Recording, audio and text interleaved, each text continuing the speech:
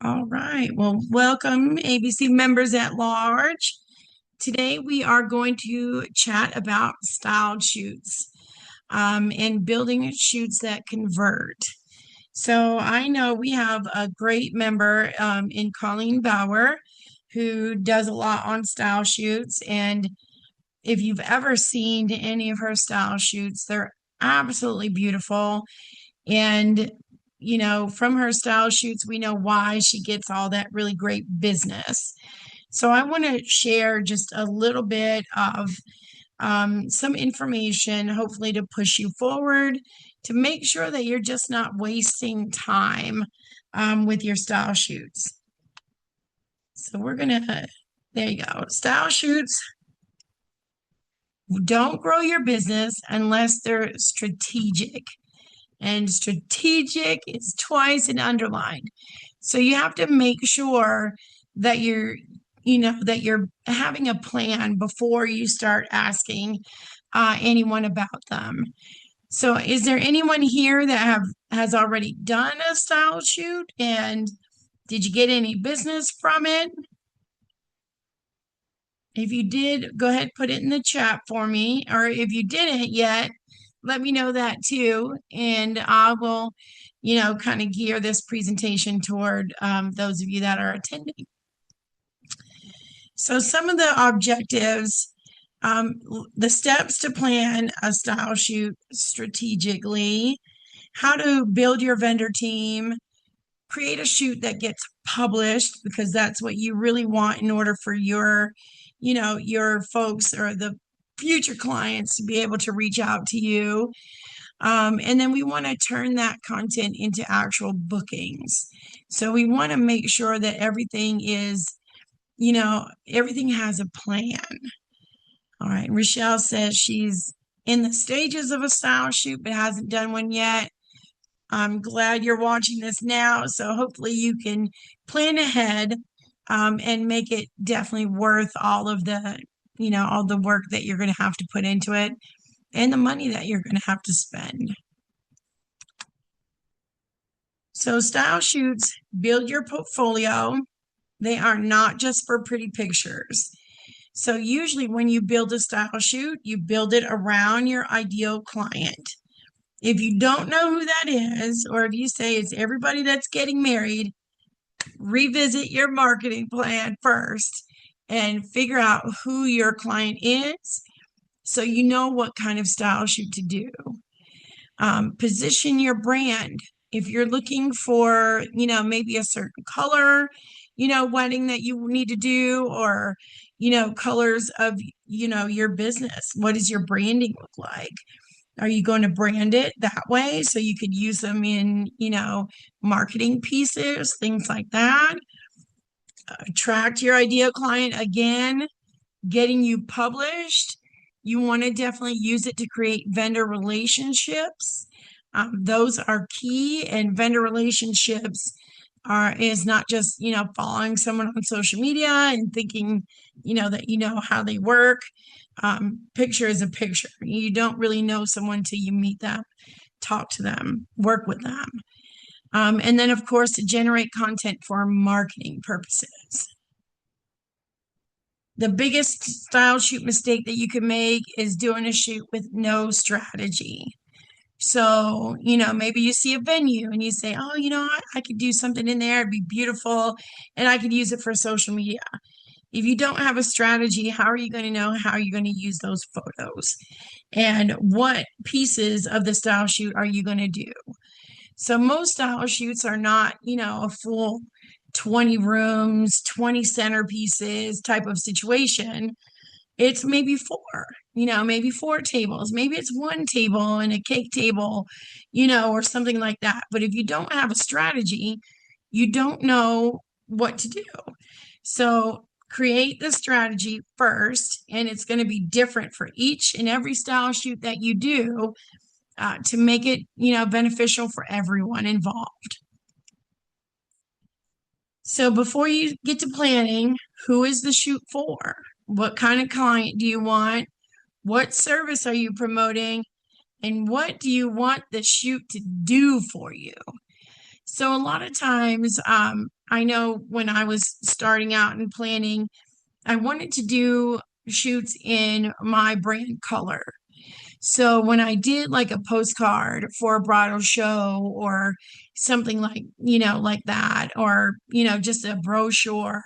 Back then, yes, we had brochures that we handed out, flyers, things like that. I wanted a wedding in these particular colors so it looked really beautiful on my marketing pieces. So if that's what your shoot is for, then say that, and see if you could find other vendors that those colors and things work for them. Create your mood board, so you know what to do. If it's for a specific client, make sure that you have a model that is a vision of that client, because you want your potential clients to see it and go, you know what, that's me in that image, and she could do what I want her to do because she did it for her. So think about those things. If you're going to use models, for the couple, definitely, find somebody that is in that realm, age range, height, whatever. Maybe they like cats. Do they have a cat somewhere in the, shoot, or a dog, walking the ring down the aisle? What is your client like? What do they do for work? How do they like to read? Do your centerpieces need to be out of books? You have to think about that. So you have to define your client. And then again, I talked a little bit about the mood board, your theme, your color palette, what type of venue. Maybe you don't have a venue locked in or an idea just yet. If you start and follow the process, then you can narrow down what type of venue. If you like doing, I live in the South, so if you like doing barn weddings, then make sure that your venue is in a barn. Whereas if you like doing, luxury style weddings, maybe there's, a beautiful luxury hotel nearby. So you have to kind of, define your theme, and your color palette before asking your vendors, to come in. You need to be the planner and do that plan before you reach out. So for mood boards, you can use different tools like Canva and Pinterest, of course, for ideas. Canva has templates already in there. You can do a search for mood board, and different options will come up. Include your color palette, floral inspiration, attire that you may want your couple to wear, the different tablescapes, and what kind of lighting are you going to use. So if you wanted to do higher end weddings, lighting is going to be key. You may not be able to do, a luxury white, dance floor, one of those with the, covers on it. You may not be able to do, some things because of budget constraints. But if you make it look like a luxury wedding with lighting, you can knock it out of the park. Okay, but your mood board is your blueprint to your style shoot. And once you have all that planned out, where, who you're going to gear it toward, why you're doing it, then you work on getting your team. So some of the key ones are here: photographer, florist, venue, of course, location, stationery designer. You definitely want someone to do some print things, for luxury weddings. Do still send invitations, not e-bites. You want to do a really nice flat lay, with a pair of shoes, the invitation. Maybe you could borrow, a couple of rings from the jeweler, or, I've done it before. You just go to the jeweler with the items and you do the flat lay there. Nobody knows. A rental company, hair and makeup, cake designer, and I'm missing the models, You're going to need at least two models, if not, two. Maybe you have a little one and you can dress them up in, as a ring bearer or flower girl or something, and have them as part of the images that you project. One thing you don't want to do is, not have any people in your style shoot. You want to make sure that there's people in there. All right. So choose your vendors strategically. Match your market. If you see vendors online that are working with your ideal client, those are the vendors that you want to reach out to. If you haven't attended a local meeting yet and met some local vendors, make sure you put yourself out there to do that. It'll be easier for you to put that vendor team together. Select vendors who visual style complement your brand. For instance, you don't want to, hire a florist that only does, barn weddings if you wanted to do something more modern, or streamlined. So you want to make sure that you're choosing the right ones to participate. To prioritize the vendors that that are dependable and that can do the work that you're looking them to do. And then ensure that all the vendors, especially the photographer, want to be featured or published. So if that is that is always, your main goal for a style shoot, to get published, to use for marketing. You're going to have a couple of different reasons why, but you want to make sure that they're on board so you can use those pictures in different ways.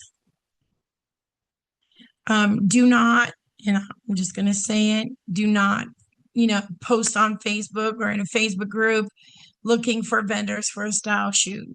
Make sure you reach out to them individually to become a part, because when you crowdsource for that kind of stuff, it never turns out the way that you've expected it. And if you're going to do all this planning, make sure you get it right. Make sure that you are also putting together a timeline. We are planners. We put together timelines for weddings.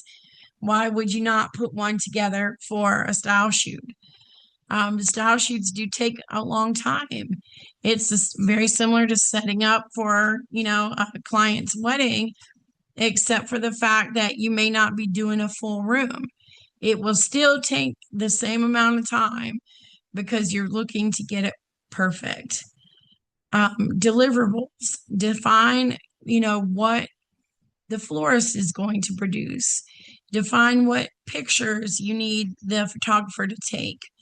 Don't say, that they can only take these certain pictures. Let them, get creative. You'll probably get way more than you bargained for if you do that. But know exactly what photos you actually need and make sure that, that photographer knows that you need these and whatever else they come up with. Credit requirements. And anytime you go to publish the photos, you post it on social media, you have to make sure that you credit everyone correctly. Not just tag them. You want to add their links to their websites.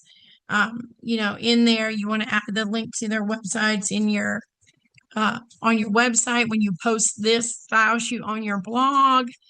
And then image usage, you want to definitely have a conversation with the photographer on what the expectations are there for everyone. So you want to be able to, you want the photographer to be able to send the photos to everyone and give a photo release so they could use them in marketing things also, as long as they also tag that photographer back. But if you create and put all of this in a timeline, then everyone has the same information and can do it correctly. And then, of course, the submission strategy. What magazines are you going to submit it to? What is their process? What's the timeline on them getting back to you? So you want to make sure that all of that is documented somewhere. We have Wedding Planner Magazine, and we will always take things like that. We will always take style shoots. If we don't publish them in a magazine, we'll put them on our client facing blog. So you still get some kind of, published out of it. It doesn't make it, you know, feel like it's useless. And then the day of execution, you want to make sure that you're staying on schedule. So you have your timeline down there, stay on schedule. You know when the florist is going to show up, when you'll have the table set up, how long the photographer has to take all these pictures. Record footage from various perspectives. We did a photo shoot at my venue, and we had set up our phones, our cell phones, different areas, so we could video also while we were setting up.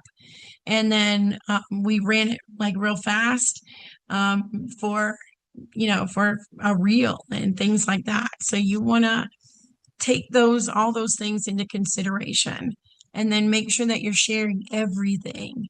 And I mean everything with all the vendors involved.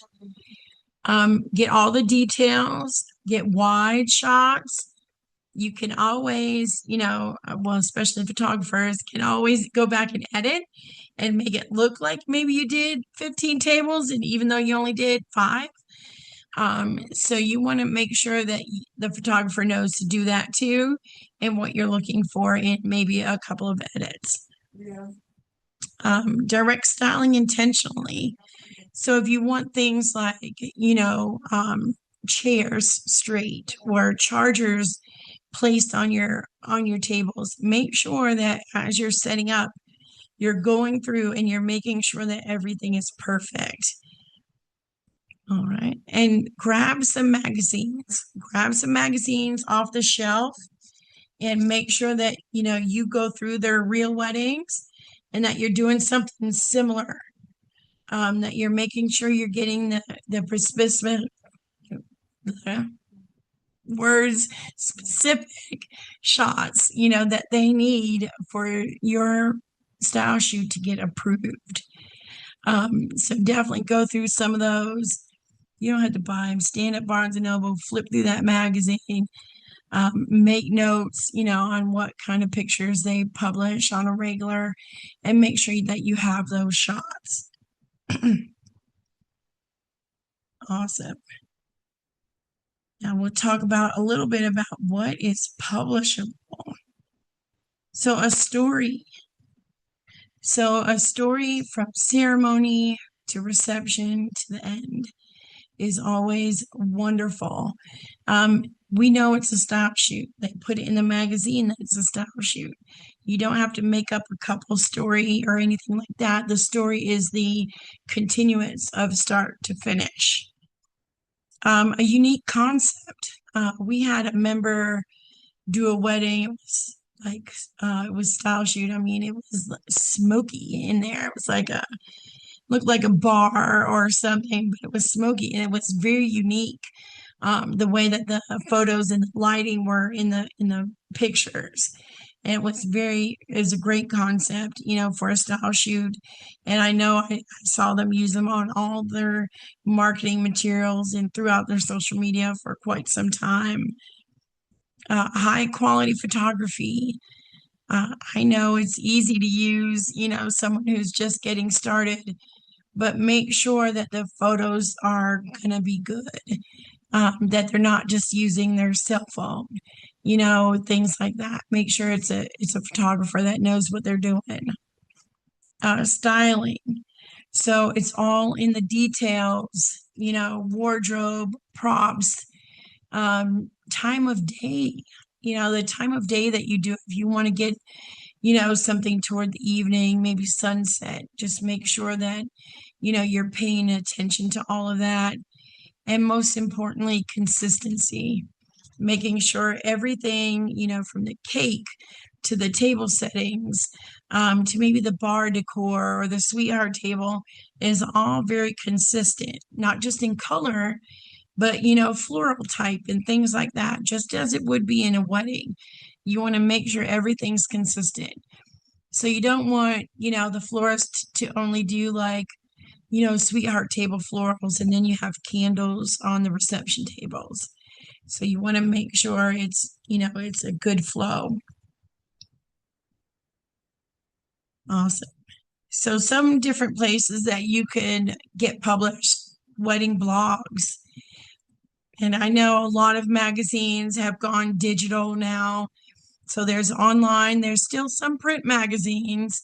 And then you also have local. So I know like Philadelphia Weddings is one, Atlanta Weddings.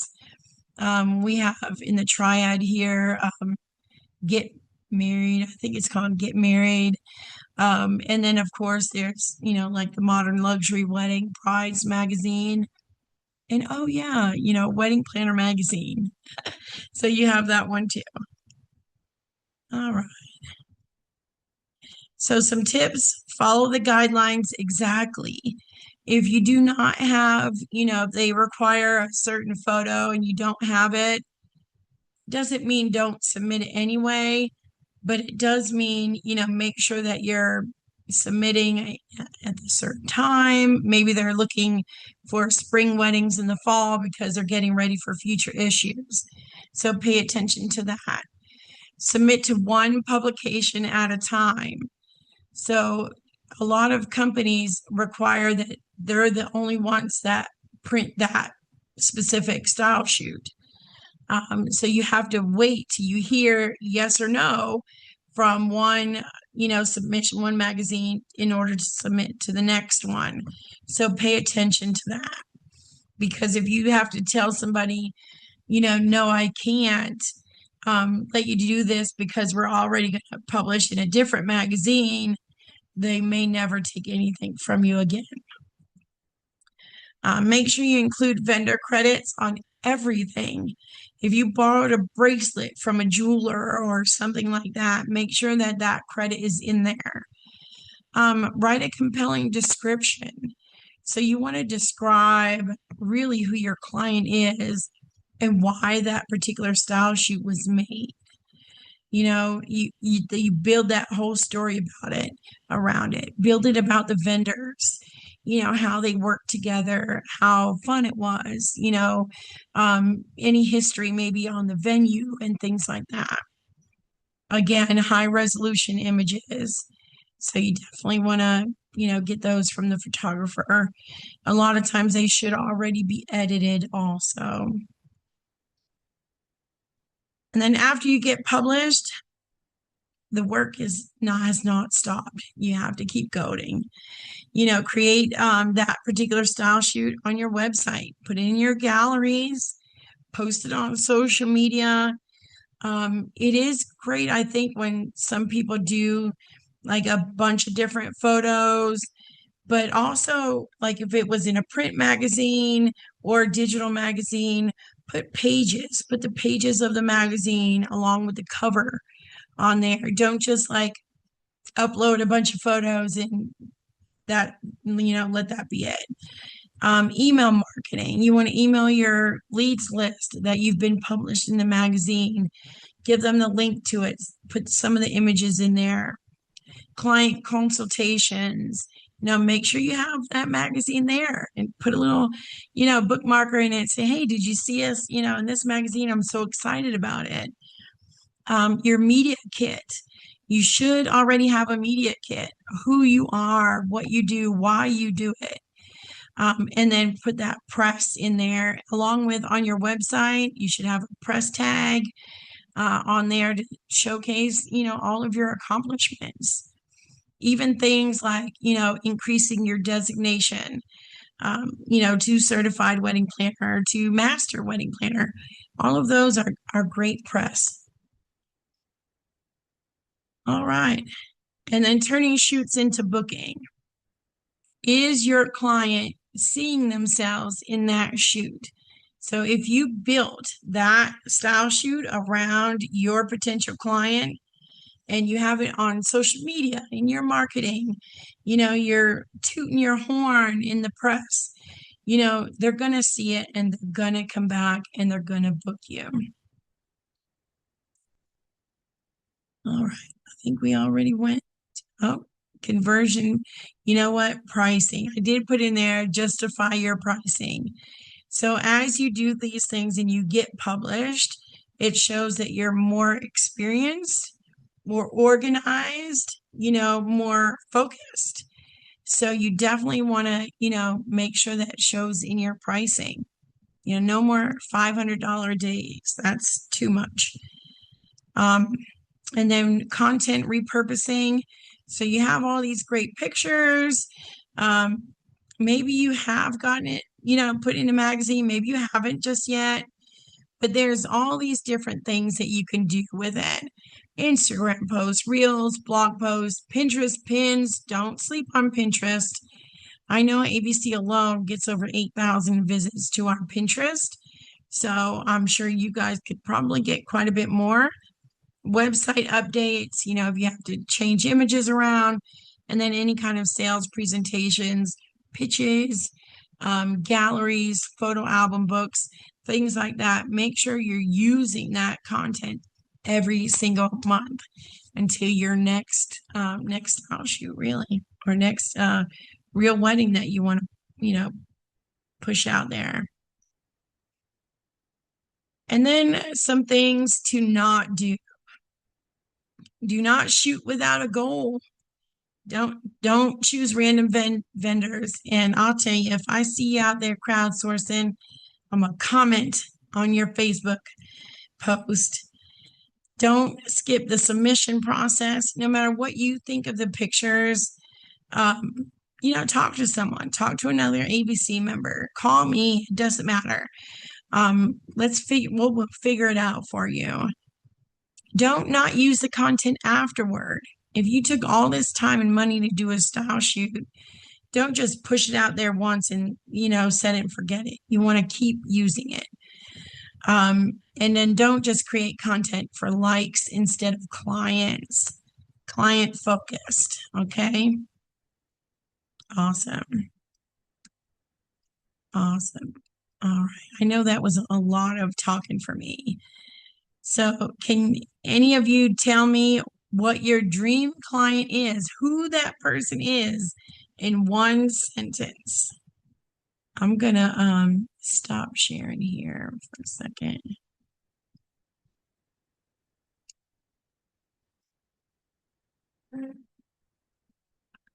All right. Or what kind of style shoot do you want to do? I know, Rochelle, you said you were in the planning stages. Have you thought about or decided what you were going to do?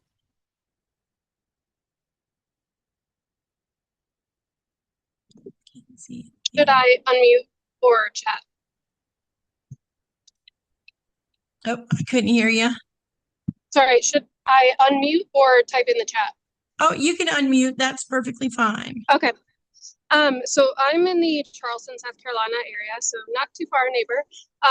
Awesome. But we are trying to come up with a concept that's like Charleston but not overdone. So my goal was to try to do, we're calling it Marsh by Moonlight. So, we've seen the cute coastal, the beautiful Charleston, but we want to kind of showcase what it looks like when the evening kind of transitions into more of the party wedding style, but with the deeper hues, more fall, wintry colors. So similar coastal, but with like a different spin.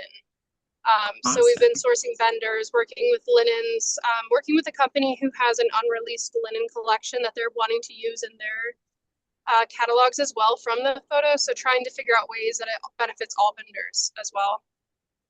Awesome. That is a great way to start, making sure, because then, if all vendors are pushing it out there and you guys are tagging one another, using it in your marketing on your website, it could really push clients toward you. For sure.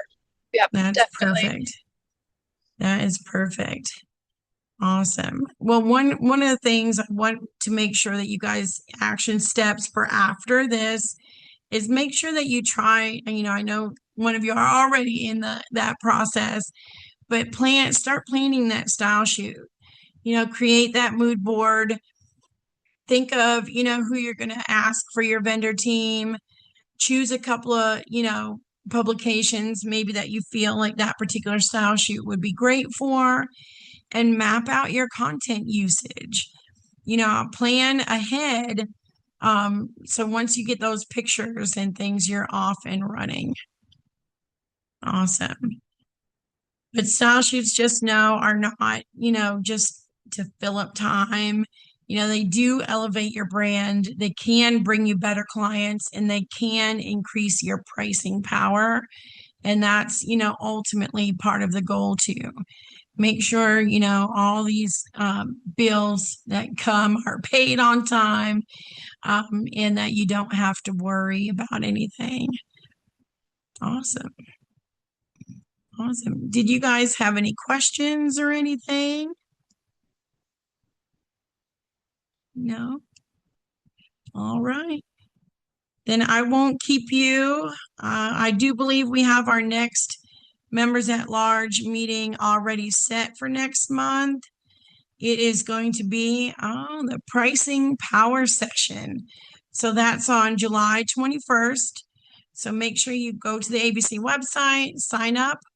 I will go ahead and send out the recording and I will send out the slides for you also, probably in just a few minutes.